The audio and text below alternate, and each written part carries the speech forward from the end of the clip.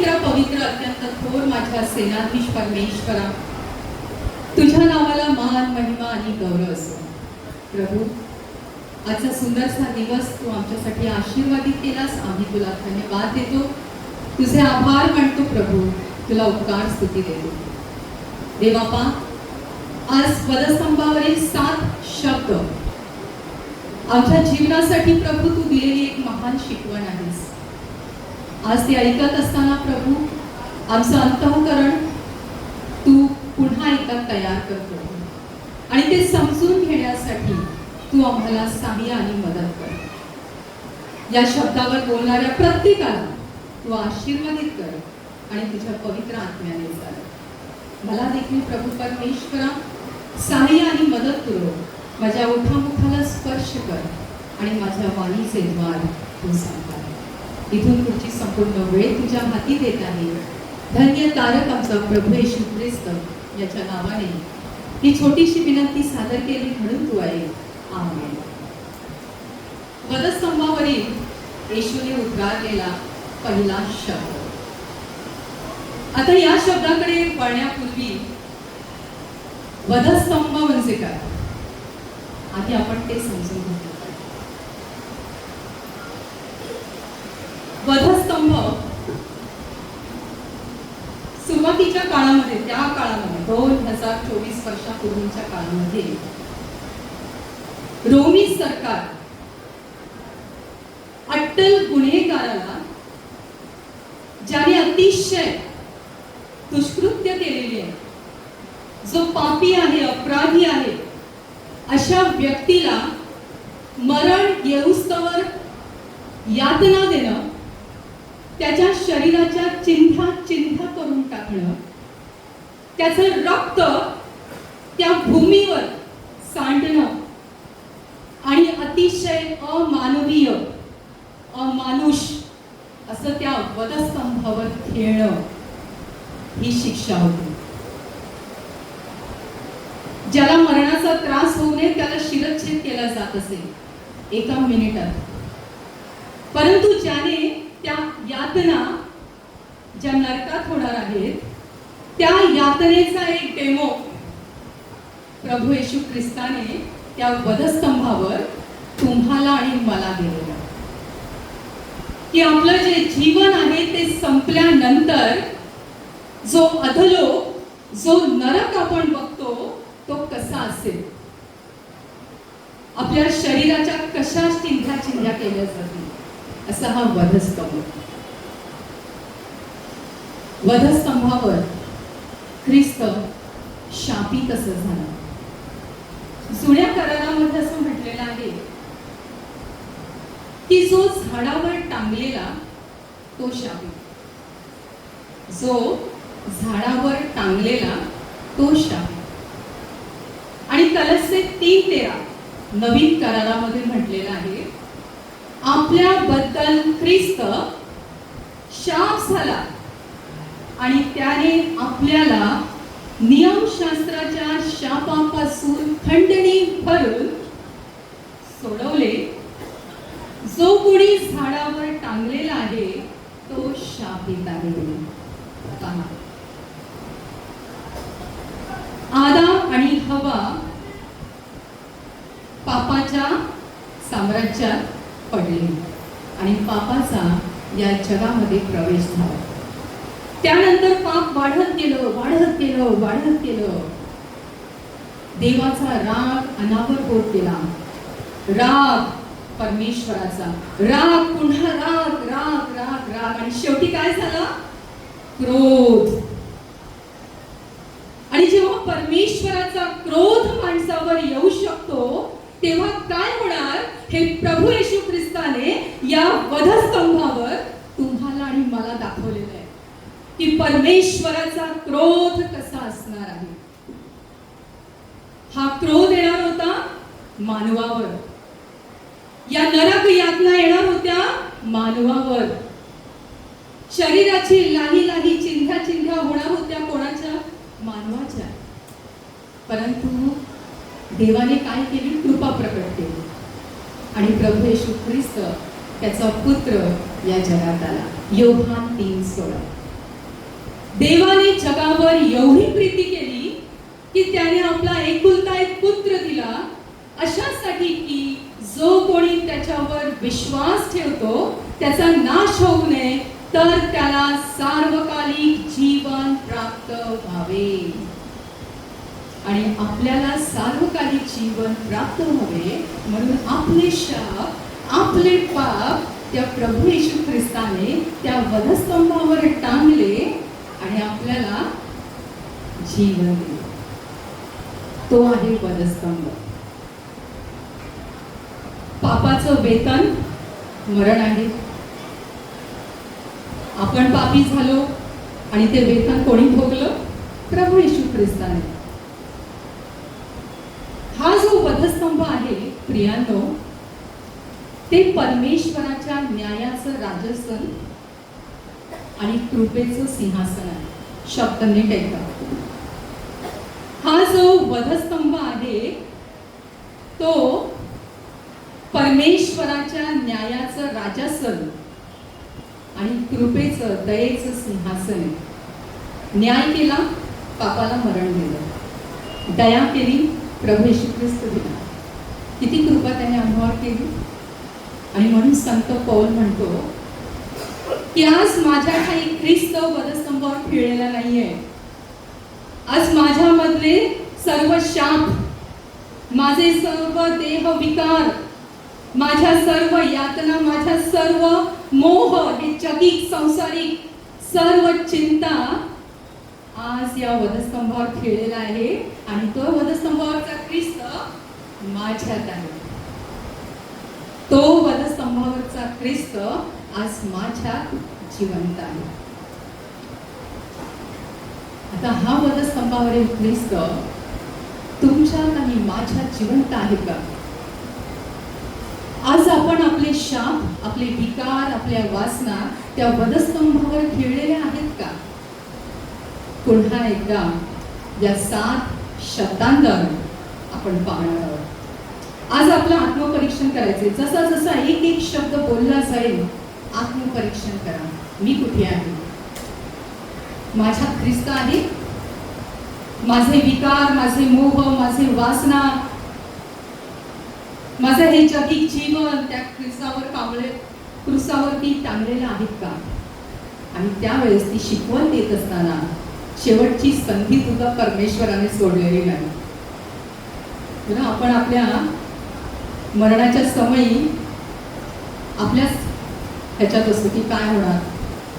अनेक ठिकाणी मी पाहिलं, मनुष्य मरता मरता त्याला जेव्हा कळतं की आता माझं मरण जवळ आलंय, तो आपली शेवटची इच्छा व्यक्त करतो. माझ्यासाठी हे करा, माझं तसं करा, स्वतःविषयी विचार करतो. पण आज प्रभू येशू ख्रिस्त त्या वधस्तंभावर आहे. त्याचे काय काय हाल झाले हे आपण शास्त्रामध्ये वाचलेलंच आहे, कोणाला रिपीट करणार नाही. पण त्या मरणाच्या समयी देखील तो जगाला एक शिकवण देत आहे की असं जगा, असं जगा. जगून सगळेच मरतात, तुम्ही मरून जगा. किती सुंदर आहे ना हे वाक्य. ज्याला कळलं त्यालाच ख्रिस्त कळला. वधस्तंभावरील पहिला उद्गार, हे बाप्पा यांना क्षमा कर, कारण ते काय करतात हे त्यांना कळत नाही. ज्या येशू ख्रिस्ताने पक्षाघाती मनुष्याला बरं केलं आणि त्याला म्हणाला, मुला धीर धर, तुझ्या पापांची क्षमा झाली आहे. मत्त्याच्या 9व्या अध्यायामध्ये लिहिलेलं आहे, मुला धीर धर, तुझ्या पापांची क्षमा झाली आहे. लुकाच्या 7व्या अध्यायामध्ये एका पापी स्त्रीने स्वतःच्या आसवांनी येशूचे पाय भिजवले, केसांनी त्याचे पाय पुसले, त्याला तेल लावलं आणि येशू ख्रिस्त तिला म्हणाला, मुली तुझ्या पापांची क्षमा झाली आहे. त्या येशू ख्रिस्ताला, जो देवाचा पुत्र आहे, ज्याला लोकांना पापमुक्त करण्याचा वैयक्तिक अधिकार आहे, ज्याने भूतलावर असताना क्षमेचं दान दिलेलं आहे. आणि आज तो आपल्या पित्याला म्हणतोय, हे बापा ह्यांना क्षमा कर, ते काय करतात मला ते काय करतात कळत नाही. का त्याने पापाला म्हटलं असेल? या वधस्तंभावरती तो स्वतः काय म्हणत, तुमच्या पापांची क्षमा झाली म्हणून?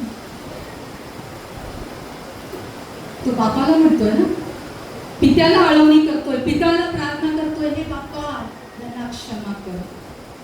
प्रियांनो, येशू ख्रिस्ताचं जीवन जर आपण पाहाल तर प्रभू जिथे जिथे गेला त्यांनी चमत्कार केले, लोकांना आरोग्य दिलं. आणि जे जे त्याच्या जवळ पश्चातापी अंतःकरणाने आले त्यांना त्याने क्षणात काय दिलं?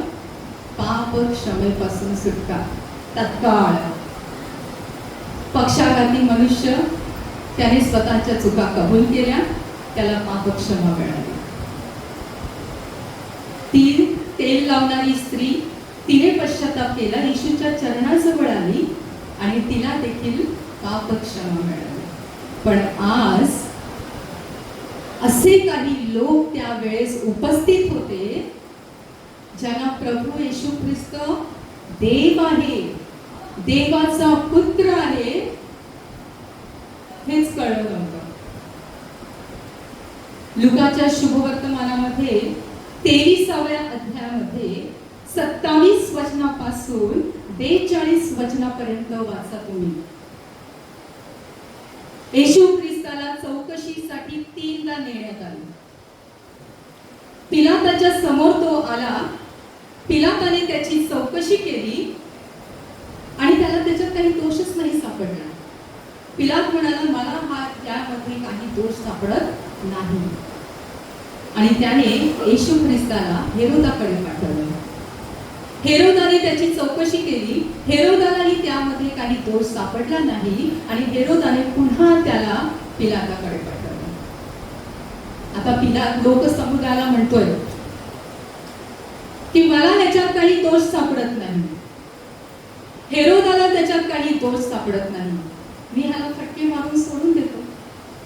पण लोक समुदाय काय म्हणाला? ओरडून ओरडून काय म्हणाला? याला वधस्तंभावर खिळा, याला वधस्तंभावर खिळा.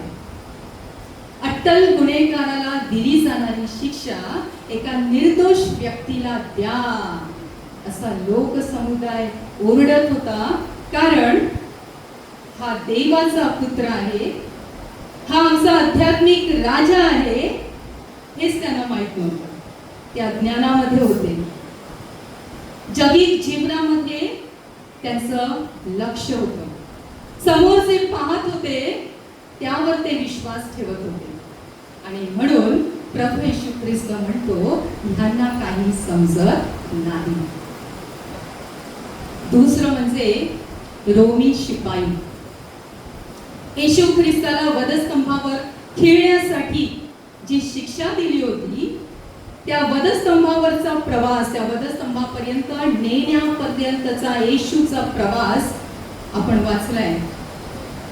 त्यांनी त्याच्या अंगावरचे कपडे काढले, त्याच्या डोक्यामध्ये काट्यांचा मुकुट रोवला, ते काटे त्याच्या शिरात जाईपर्यंत रोवला, रक्त खळाखळा वाहू लागला, चाबकाचे बेताचे फटके दिले, गुडघे टेकून हा यहुद्यांचा राजा आहे याचा जय जयकार करा म्हणून त्याला हिणवू लागले, त्याची थट्टा करू लागले. येशू म्हणतोय, हे बापा यांना क्षमा कर, त्यांना काहीच कळत नाही. त्यामध्ये मुख्य याजक, शास्त्री, वडील वर्ग होते ज्यांना जुना करार माहित होता, ज्यांना भविष्यवाणी माहित होती. आणि येशू काय म्हणतोय त्यांच्यासाठी? हे बापा यांना तू क्षमा कर. क्षमा. क्षमा म्हणजे काय? आपण एका शब्दात म्हणू, क्षमा म्हणजे माफ करा. हो की नाही? माफ करायचं म्हणजे काय करायचं? काय करायचं? माफ करायचं. प्रभू येशू ख्रिस्त वधस्तंभावर गेला आणि त्याने आपल्याला पाप क्षमेचं दान दिलं. बरोबर? म्हणजे त्याने काय केलं?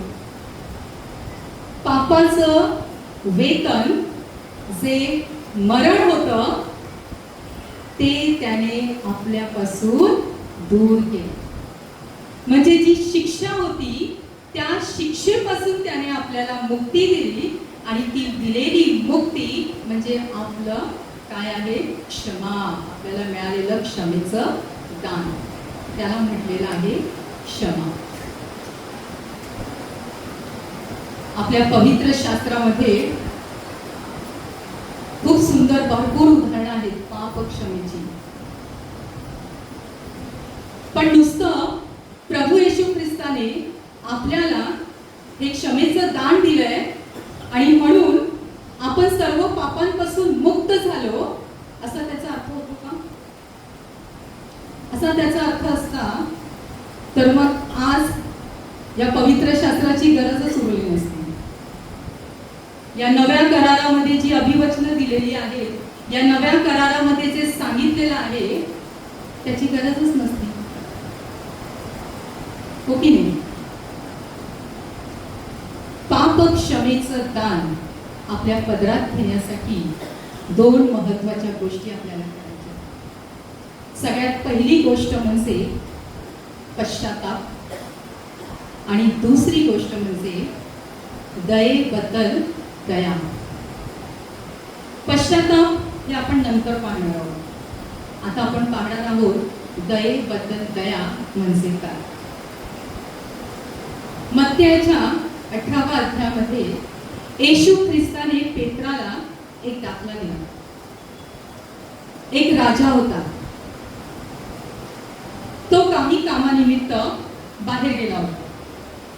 सगळ्यांनी लक्ष देऊन ऐका. एक राजा होता आणि तो काही कामानिमित्त बाहेर गेला होता आणि त्या राजाने त्याच्या दासांना कर्ज दिलं होतं. बऱ्याच दासांना त्याने कर्ज दिलं होतं. राजा काही महिन्यांनी परत आला. काही महिन्यांनी परत आल्यानंतर त्याला हिशोब घ्यायचा होता. तो म्हणाला, आता ज्याने ज्याने कर्ज घेतलेलं आहे त्याला पुढे आणा, मला त्यांचा हिशोब घ्यायचा आहे. एक कर्जदार त्याच्या पुढे आला. त्याच्यावर 1,00,000 कर्ज होतं. लक्ष म्हणजे लाख रुपये. 1,00,000 कर्ज होतं. कर्जदार पुढे आला. राजा त्याला म्हणाला की जे कर्ज तुला दिलेलं आहे ते तू फेड. कर्जदाराकडे तेवढे पैसे नव्हते. 1,00,000 म्हणजे खूप मोठी रक्कम. राजाला राग आला आणि राजा म्हणाला, ह्याच्या पत्नीला, मुलांना, त्याच्या घरादाराला विका आणि सगळं कर्ज वसूल करा. कर्जदार घाबरला, रडायला लागला. राजाच्या चरणाजवळ गेला, हात पाय धरून गयावया करायला लागला, राजा मला क्षमा कर, यावेळेस मला एक संधी दे, मी कर्ज फेडीन, मला एक संधी दे. आता तो राजा होता, त्याला त्याची दया आली. राजा म्हणाला, चल तुझं कर्ज माफ केलं. याला आनंद झाला. 1,00,000 रुपयांचं कर्ज क्षणात माफ. तो मस्त आनंदात बाहेर आला, चालत होता. राजाचा दुसरा कर्जदार तो चालला होता. आता गंमत बघा पुढे. त्या कर्जदाराने, हा जो पहिला कर्जदार ज्याची माफी झालेली आहे, त्याच्याकडून 100 रुपये घेतले होते. किती रुपये घेतले होते? 100. आणि मग हा जो दया मिळालेला कर्जदार होता त्याला म्हणतो, माझे 100 रुपये कुठे आहेत? चल दे लवकर. हा पण बिचारा गयावया करायला लागला, पाया पडू लागला, मला क्षमा कर, मला यावेळेस एक संधी दे, मी तुझं कर्ज नक्की फेडेन. पण हा कर्जदार एकदम अभिमानाने, 100 रुपये नाही आहेत, याला तुरुंगात टाका, माझे 100 रुपये मला मिळालेच पाहिजेत. आणि बिचारा त्या 100 रुपये कर्ज घेतलेल्या माणसाला याने तुरुंगात टाकले. राजाला ही गोष्ट कळली. राजा म्हणाला, ज्याला मी कर्ज माफ केलं त्याला घेऊन ये माझ्याकडे. त्याला नेलं आणि तो म्हणाला, मी तुला 1,00,000 रुपयांचं कर्ज माफ केलं आणि तू तुझ्या दासाला 100 रुपयांचं कर्ज माफ नाही करू शकलास? राजाचा राग अनावर झाला आणि म्हणाला, त्याला आत्ताच उचला आणि त्या कारागृहात टाका आणि त्याला इतकं मारा, इतकं मारा, इतकं राबवा, त्याच्याकडून ते सगळं 1,00,000 कर्ज वसूल करून घ्या. कर्ज माफ झालं होतं की नाही? मी काय केलं? त्याने जे स्वतः दिलेलं कर्ज होतं ते त्याने माफ केलं नाही. आणि हा दाखला आज तुमच्यासाठी आणि माझ्यासाठी आहे.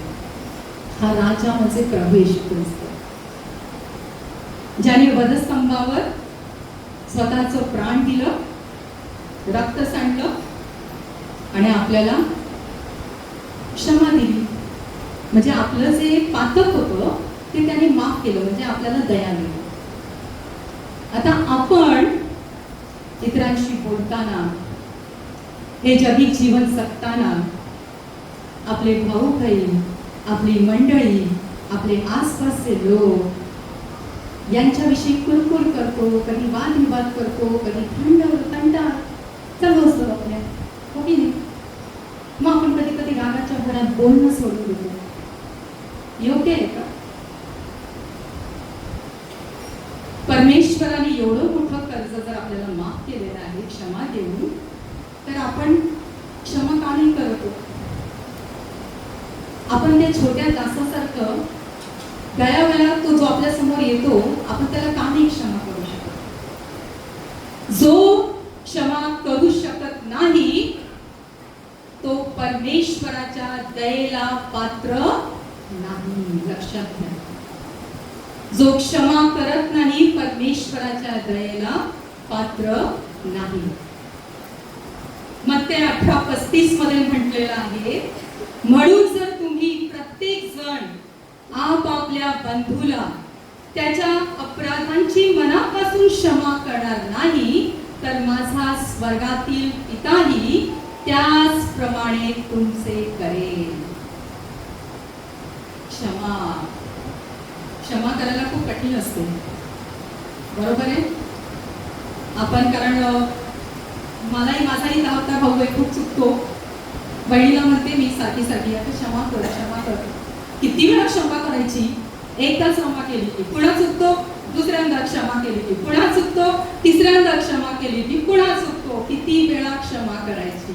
आणि पेत्राला येशू ख्रिस्ताने खूप सुंदर उदाहरण दिलं. पेत्र पण हेच म्हणाला, हे देवा किती वेळा क्षमा करायची? आणि मत्ते 18:2 मध्ये तो म्हणत आहे, पेत्रा मी तुला असं म्हणत नाही की 7 वेळा क्षमा कर, मी तुला म्हणतो 7च्या 70 वेळा क्षमा कर. 7ची 70वी वेळ म्हणजे आपण ते काउंटच करू शकत नाही.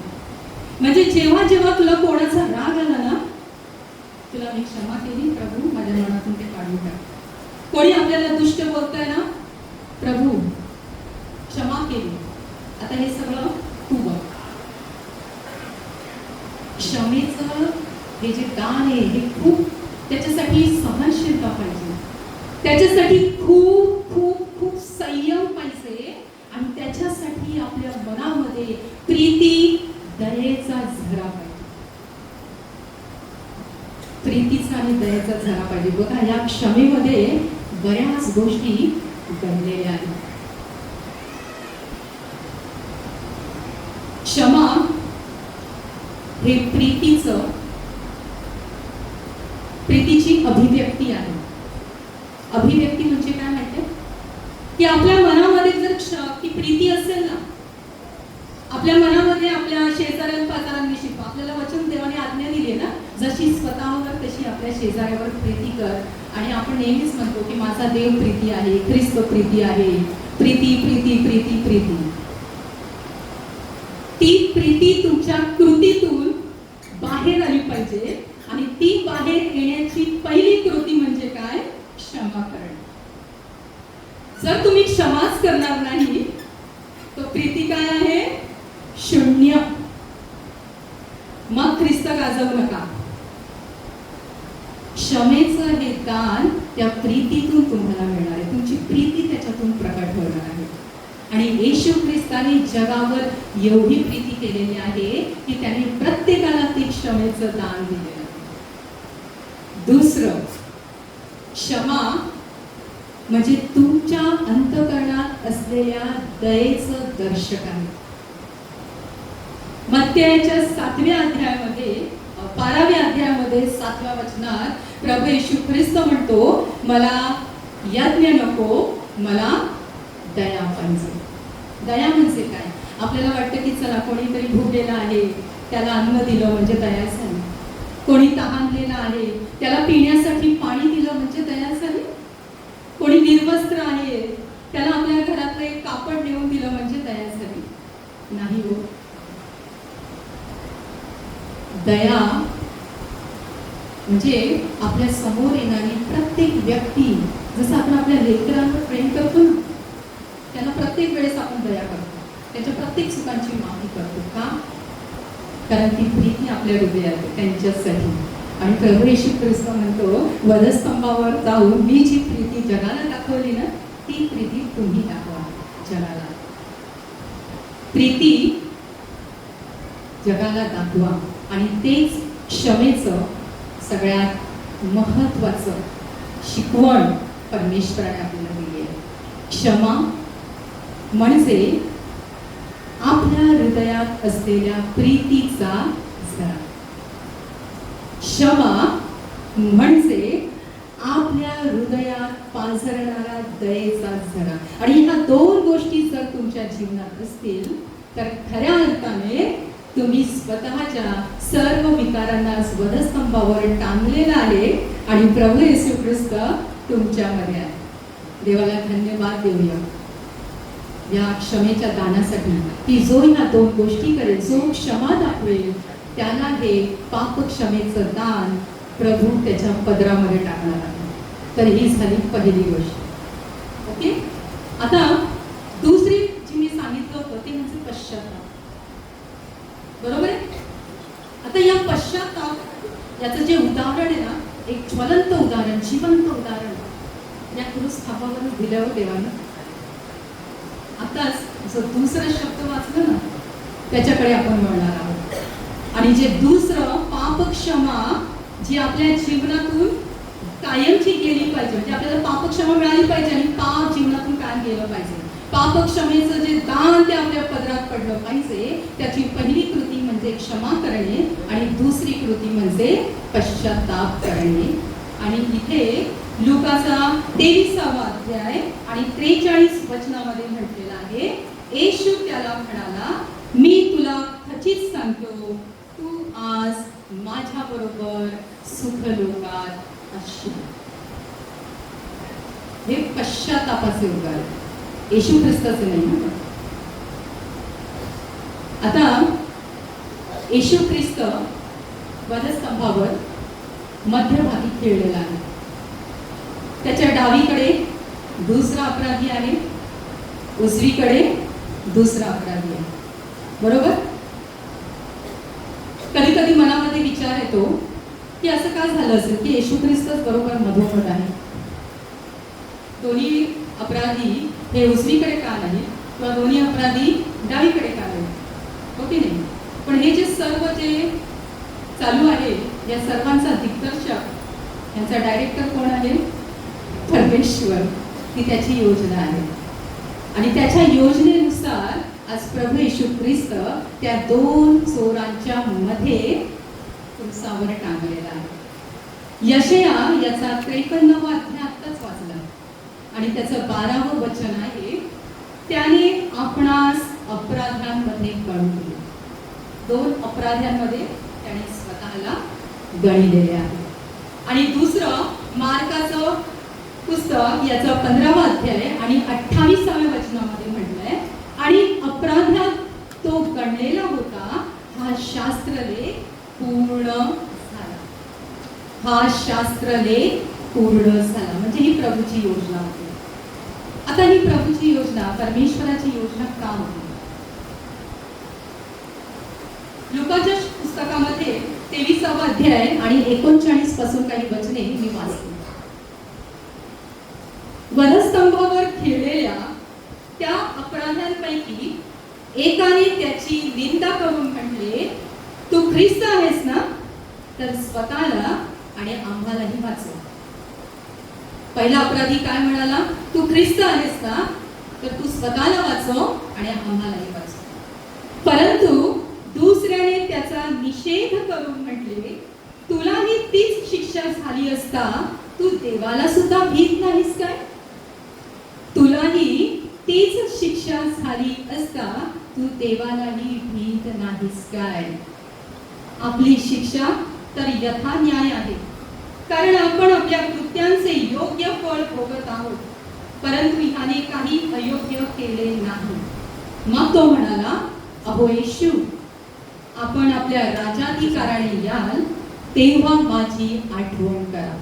आणि तेव्हा प्रभू येशू ख्रिस्त तत्काळ त्याला म्हणाला, मी तुला खचित सांगतो, तू आज मजबरोबर सुखलोकात असशील.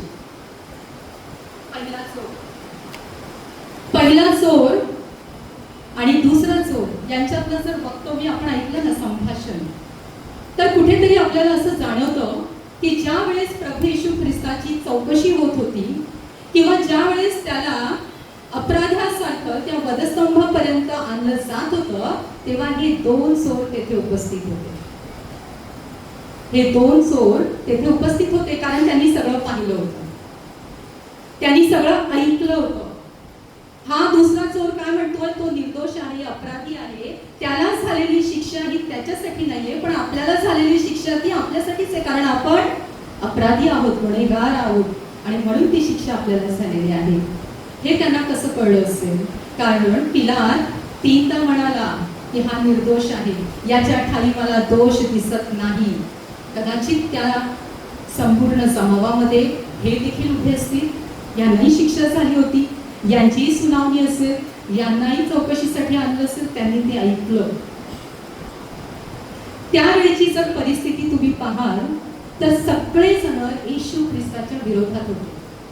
100% लोक येशू ख्रिस्ताच्या विरोधात होते. संपूर्ण जमाव त्याच्या विरोधात होता. आणि म्हणून हा जो पहिला चोर आहे ना, तो अगदी जगिक दृष्टीने विचार करतो. आपल्याला पण कधी अशी वेळ आली ना, तर आपण काय करतो माहितीये? की आपल्या आसपास असलेला जो समुदाय ना, त्यांच्या मतांचा आपल्यावर प्रभाव पडतो आणि आपण काय म्हणतो, अरे याचे समर्थक जास्त आहेत, म्हणजे मला माझं कदाचित चुकेल, त्यांचं बरोबर आहे, त्यांच्या बाजूने मला जायला पाहिजे. जगिक विचार, जगिक छोटा विचार. आणि काही त्याच्यातला एखादाच असतो की नाही, हे 99 लोक त्याच्या अपोजिट असले तरी मला ह्याचं कुठेतरी पटतंय. तो एका बाजूला, तो वेगळा विचार करणारा व्यक्ती. आणि तसा जगिक विचार करणारा पहिला चोर आणि वेगळ्या बाजूने प्रभू येशू ख्रिस्ताला पाहणारा तो दुसरा चोर. पहिल्या चोराला अजूनही वाटतं की हा जर देवाचा पुत्र असेल तर याने स्वतः सुटका करून घ्यावी आणि आम्हालाही या वधस्तंभावरून सोडवावं, म्हणजे आम्ही आमचं पहिलं जीवन जगायला मोकळे. म्हणजे अजूनही त्याच्या मनामध्ये पश्चाताप नाही, त्याने केलेल्या कृत्यांची चुकीची जाणीव त्याला नाही आणि अजूनही तो जगिक जीवनातच रमलेला आहे. आणि दुसरा चोर काय म्हणतोय की तो निर्दोष असताना शिक्षा भोगत आहे. आणि तो प्रभू येशू ख्रिस्ताला म्हणतो, जेव्हा तुम्ही राजाधिकाराने याल. शब्द पहा, राजाधिकार. म्हणजे येशू ख्रिस्ताला कोणतं स्थान दिलेलं आहे? राजाचं. जगिक राजा नाही, त्याला माहिती आहे की हा आध्यात्मिक जीवनातला राजा आहे, तो स्वर्गीय राजा आहे, हे त्याने ओळखलं. पहा, त्या कठीण यातनेमध्ये असताना तोही यातनेत होता, इकडचा चोरही यातनेत होता, प्रभू येशू ख्रिस्त पण यातनेत होता. पण या चोराला त्याच्या यातना दिसत होत्या, त्या यातनेतून मुक्ती हवी होती. आणि हा चोर त्याच्या यातना विसरून प्रभू येशू ख्रिस्ताकडे पाहत होता आणि त्याला म्हणतोय की तुम्ही जेव्हा राजाधिकाराने याल तेव्हा माझी आठवण करा. त्याने प्रभू येशू ख्रिस्ताला देवाचा पुत्र म्हणून स्वीकारलं. त्याने प्रभू येशू ख्रिस्त पुन्हा येणार आहे हे समजलं, त्याने त्याचं पाप जे आहे ते योग्य आहे, त्या पापाची जी शिक्षा मी भोगत आहे ती यथान्याय आहे, योग्य आहे हे त्याला कळलं. आणि काय झालं, प्रभू येशू ख्रिस्त त्याला तत्काळ म्हणाला, तू माझ बरोबर सुखलोकात असशील. सुखलोक, त्याला तत्काळ क्षणात सुखलोकाची एंट्री. पहा, पश्चातापाचं सामर्थ्य. आपल्याला वाटतं पश्चाताप करायचं म्हणजे माझी चूक झाली, ते कबूल करायचं आणि पुन्हा आपलं जगीत जीवन जगायचं. नाही, पश्चातापाचा अर्थ खूप वेगळा आहे. पश्चाताप म्हणजे आपल्या चुकांची स्वतःच्या आत्म्याला जाणीव होणं, सगळ्या चुका परमेश्वराच्या चरणाजवळ कबूल करणं, त्या चुकांची शिक्षा भोगणं आणि प्रभू येशू ख्रिस्ताला स्वतःचा देव म्हणून जाहीर करणं. आणि या 4 गोष्टी त्याने केल्या आणि म्हणून त्याला सुखलोकाचं आश्वासन प्रभू येशू ख्रिस्ताने दिलेलं आहे. दोन्ही चोर प्रभू येशू ख्रिस्ताकडे पाहत होते, पण एकाचं लक्ष जगीत जीवनाकडे होतं, एकाचं लक्ष प्रभू येशू ख्रिस्ताकडे होतं. आदाम आणि हवा, एदेन बागेमध्ये देवानं त्यांना सुंदर फळं देणारी अनेक झाडं दाखवली आणि त्यांना सांगितलं सगळी फळं खा, पण एकच त्यांना ऑप्शन दिलं होतं, हे झाडाचं फळ खाऊ नको रे बाबा. हो की नाही? सैतान आला, त्याने त्यांच्या मनामध्ये काहीतरी भरवलं आणि यांची दृष्टी येशू ख्रिस्ताकडून, परमेश्वराकडून कुठे गेली? त्या झाडाच्या फळाकडे. त्या झाडाच्या फळाकडे त्याची दृष्टी गेली, ते फळ खाल्लं आणि मरण पत्करलं. देहात आणि आत्म्यात दोन्हीही मरण पत्करलं. इस्रायल राष्ट्र 40 वर्ष वनवासामध्ये त्या अरण्यामध्ये चालत होता आणि त्यावेळेस प्रभू परमेश्वर अग्निस्तंभ बनून आणि दीपस्तंभ बनून त्यांच्या सोबत होता, मेघस्तंभ होता. आणि हे लोक काय म्हणत होते, आम्हाला खायला अन्न नाही, आम्हाला आता शाकाहारी खाऊन खाऊन कंटाळा आलाय, आम्हाला पिण्यासाठी पाणी नाही. कुठे लक्ष होतं? जगीत जीवनाकडे, जगीत जीवनाकडे लक्ष होतं. परंतु हा जो खांबावरचा दुसरा चोर आहे त्याचं लक्ष कोणाकडे होतं? प्रभू येशू ख्रिस्ताकडे. त्याने त्याचं लक्ष देवाकडे लावलेलं आहे आणि म्हणून ते पापक्षमेचं दान तत्काळ त्याच्या पदरात पडलेलं आहे. आणि त्याने परमेश्वराने त्याला सांगितलं, तू आज मज बरोबर सुखलोकात असशील. आणि हे सुखलोक, ह्याच्या अनेक कल्पना आहेत. काही जणांना वाटतं सुखलोक म्हणजे स्वर्ग, काही जणांचे धारणा आहे सुखलोक म्हणजे एदेन बाग. परंतु प्रभू येशू ख्रिस्ताचं जे दुसरं आगमन होणार आहे, त्या दुसऱ्या आगमनामध्ये न्याय केला जाणार आहे आणि त्यावेळेस स्वर्ग आणि नरक अशा पद्धतीने लोकांना टाकलं जाणार आहे. तोपर्यंत मृत्यू पावल्यानंतर त्यांना एका सुरक्षित ठिकाणी देवाने ठेवलेलं आहे आणि ती जागा म्हणजे सुखलोक. आता आपल्याला कुठे जायचं? आपल्याला देहात आणि आत्म्यात मरायचंय पहिल्या चोरासारखं, का आपल्याला देहात मरून ख्रिस्ताबरोबर सार्वकालिक जीवनात जायचंय? ही निवड तुमची आहे. स्तोत्रकर्ता 121 1 आणि 2 वचनात म्हणतो, मी माझी दृष्टी पर्वताकडे लावतो, मला सहाय्य कुठून येईल? आकाशाचा आणि पृथ्वीचा निर्माण करता परमेश्वर, त्याच्यापासून मला सहाय्य येते. तर या स्तोत्रकर्त्याप्रमाणे आपणही आपली दृष्टी परमेश्वराकडे लावूया आणि 2 गोष्टी, पश्चाताप आणि क्षमेचं दान सर्वांना देऊया. आणि प्रभू येशू ख्रिस्ताने जी पाप क्षमा आपल्याला केलेली आहे ते दान आपण आपल्या पदरात टाकून घेऊया. तर या सुंदरशा वचनासाठी देवाला धन्यवाद देते आणि आपण प्रार्थना करूया. पवित्र पवित्र अत्यंत थोर माझ्या सेनाधीश परमेश्वरा, तुझ्या नावाला मान महिमा आणि गौरव असो. देवाप्पा, वधस्तंभावरील तुझे हे 2 उद्गार आमच्या जीवनासाठी अत्यंत महान शिकवण देणारे आहेत प्रभू. देवाप्पा, आम्ही आमचं संपूर्ण तन मन तुझ्या चरणाजवळ टाकतो प्रभू. आणि देवाप्पा, हे क्षमा करणारं मन, हे प्रीती करणारं मन, आमच्या चुकांची जाणीव होऊन पश्चाताप करणारं मन तू आम्हाला दे प्रभू. म्हणजे आम्ही तुझ्याजवळ त्या सुख लोकांमध्ये असू. देवाप्पा, प्रभू परमेश्वरा, तू मला सांगितलेलंस, मी तुला धन्यवाद देते. आणि येणारे उद्गार जे बोलणार आहेत त्या प्रत्येकावर तुझी दया कृपा लागू.